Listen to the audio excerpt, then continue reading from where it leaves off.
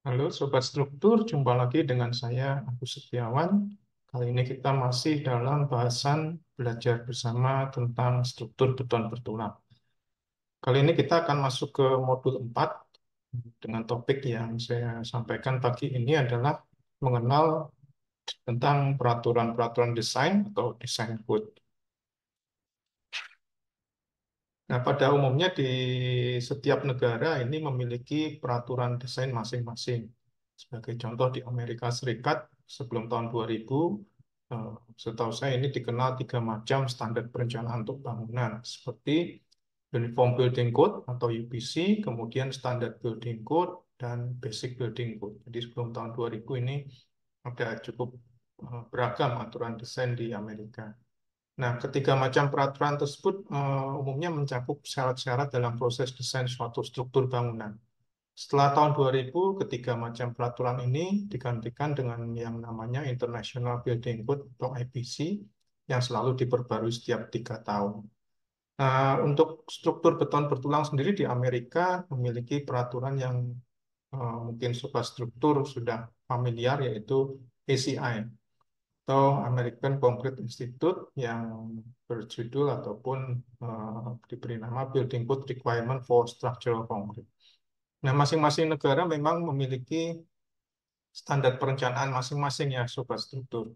Kalau di Amerika untuk perencanaan beton nanti memiliki standar ACI, kemudian eh, di Eropa kita kenal dengan CEP VIP, kemudian di India mungkin juga sobat struktur pernah mendengar ataupun menggunakan Indian Standard. Ada juga British Standard di UK, dan kalau sobat struktur dan kita semua di bekerja ataupun merancang bangunan di Indonesia, panduan kita adalah Standar Nasional Indonesia atau SNI. Nah, SNI sendiri sudah cukup lama, mungkin sobat struktur kalau browsing kembali sudah cukup banyak rupanya SNI ataupun standar perencanaan beton yang pernah beredar ataupun digunakan di Indonesia. Mungkin yang sejauh yang saya tahu peraturan beton pertama kali adalah PPI 55. Mungkin nanti sobat struktur yang punya referensi lebih update lagi, silahkan nanti masukkan di kolom komentar. Kemudian dari tahun 55 eh, berkembang menjadi Peraturan Beton Bertulang Indonesia tahun 1971. PPI 71 ini mungkin juga saat ini beberapa masih menggunakannya ya, sobat struktur ya. Tidak bisa dipungkiri, mungkin di daerah-daerah masih ada yang memakai. PPI 1971 ini cukup lama bertahan sehingga akhirnya sekitar 20 tahun kemudian, baru 20 tahun digantikan dengan yang saat itu sangat populer, terkenal ya, karena terjadi perubahan yang sangat fundamental dari PPI ke SNI 91, yaitu tata cara penghitungan struktur beton untuk bangunan gedung. Dari 91 kemudian kurang lebih 20 tahun kemudian juga eh, muncul SNI yang baru, SNI 2847 2013. Saya agak-agak lupa dari 91 sampai 13 apakah ada SNI-nya. Sepertinya saya belum menemukan begitu ya. Nah, kemudian dari 2013 kita muncul lagi ataupun terbit SNI terakhir, yaitu SNI 2847 2019. Jadi kalau kita perhatikan siklus perubahan peraturan perencanaan di Indonesia ini cukup lama begitu ya, sobat strukturnya, dari PPI 55 sampai 71, butuh waktu sekitar 20 tahun lagi untuk SNI 91, 20 tahun lagi SNI 13, dan kemudian eh, cukup cepat dari 13 ke 19. Beberapa waktu belakangan saya juga mendengar bahwa SNI ini juga akan segera diperbarui begitu. Nah, kalau kita melihat sebetulnya konsep perencanaan yang dianut SNI 2019 ini sebetulnya sama dengan konsep perencanaan dalam SCI 318 tahun 2014. Adalah konsep perencanaan yang berbasis kekuatan atau yang sering dikenal dengan metode LRFD atau Load and Resistance Factor Design. Ini tentang perubahan SNI.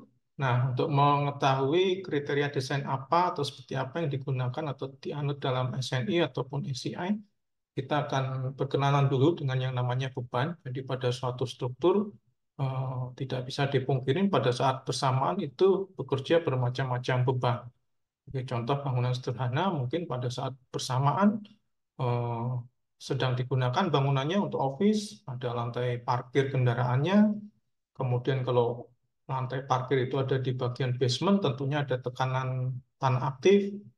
Pada saat yang bersama ada beban angin, ada beban gempa. Nah, ini adalah variasi beban-beban yang bekerja pada suatu struktur.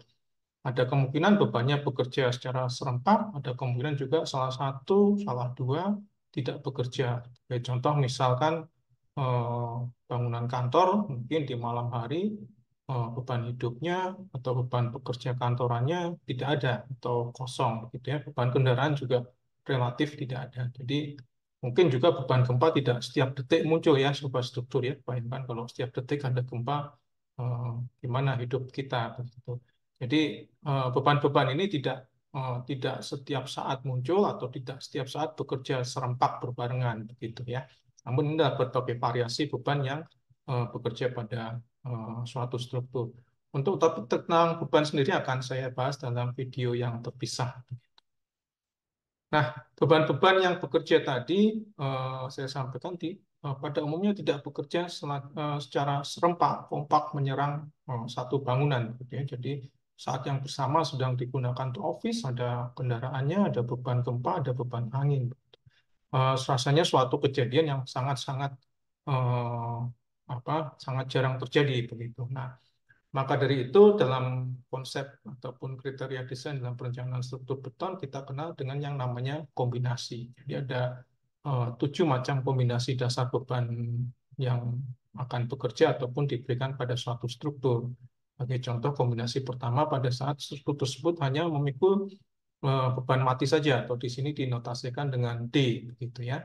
Maka kombinasi yang pertama diberikan eh, koefisien 1,4 atau 40% lebih dari beban mati yang bekerja pada saat itu. Kemudian kombinasi kedua mengakomodir kalau ada beban hidup L ataupun beban hidup atap MR ataupun juga kalau di lantai atapnya diperlukan untuk diberikan beban hujan atau R. Nah, ada sekitar 7 macam kombinasi. Pada umumnya kita memasukkan beban-beban yang bekerja dan kemudian kita kombinasikan menurut 7 macam ini. Nanti efek terbesar yang akan kita pakai untuk mendesain. Jadi U mana dari 7 itu yang terbesar kita gunakan untuk mendesain penampang daripada elemen struktur kita. Balok, plat, kolom, fondasi, dan sebagainya. Nah, kalau sobat struktur perhatikan ada angka-angka di depan setiap beban. Jadi sebagai contoh kombinasi 1 itu 1,4 beban mati atau dead. Nah, angka-angka tersebut dinamakan dengan faktor beban. Jadi apa itu faktor beban? Kalau menurut SNI 1727 tentang SNI beban, pembebanan bangunan, yaitu adalah suatu faktor untuk memperhitungkan penyimpangan beban aktual dari beban nominal, yaitu adanya ketidakpastian dalam analisis yang mengubah beban menjadi efek beban dan untuk memperhitungkan kemungkinan terjadinya lebih dari satu beban ekstrim secara bersamaan. Jadi ada semacam angka keamanan begitu ya sobat struktur.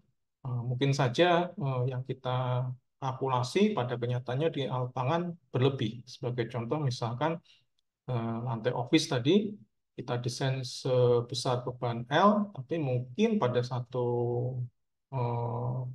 satu waktu mungkin saja lantai office itu ternyata sedang penuh sesak, misalnya sedang ada interview kerja sehingga lantai tersebut penuh over capacity dari beban hidup yang bekerja sehingga diberikan semacam faktor lebih begitu ya 1,6 atau artinya diberikan toleransi 60% dari beban hidup yang aktualnya begitu.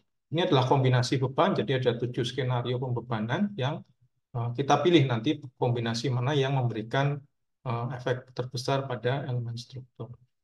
Kemudian kita berkenalan dengan faktor ketahanan, yaitu adalah suatu faktor yang memperhitungkan penyimpangan kekuatan sebenarnya dari kekuatan nominal, atau disebut juga faktor reduksi kekuatan. Nah, sebelum ke sana, saya juga kenalkan dengan yang namanya kekuatan nominal, yaitu kemampuan satu struktur untuk menahan efek beban yang dihitung dengan menggunakan prinsip-prinsip kekuatan bahan atau mekanika bahan. Sehingga ini adalah aktual kekuatan daripada si balok, aktual kekuatan daripada si kolom, aktual kekuatan dari elemen-elemen struktur yang dihitung kekuatannya menggunakan prinsip-prinsip kekuatan bahan yang mungkin sobat struktur sudah pelajari. Nah, kekuatan nominal ini harus kita kalikan dengan faktor ketahanan.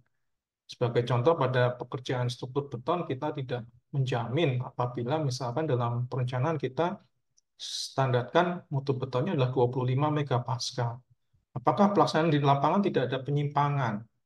Apakah murni nanti yang didapat adalah 25 megapascal? Ada kemungkinan pada saat pengawasan pelaksanaan terjadi keteledoran, mungkin mutu beton berkurang sehingga tidak mencapai 25 megapascal. Nah, oleh karena itu dalam desain biasanya kekuatan aktual, kekuatan sebenarnya dari si elemen struktur itu kita harus reduksi. Jadi kalau beban tadi kita amplifikasi dengan nilai angka faktor beban yang lebih dari satu, maka kalau faktor tahanan ini kita kalikan kekuatan aktualnya dengan suatu nilai yang kurang dari satu.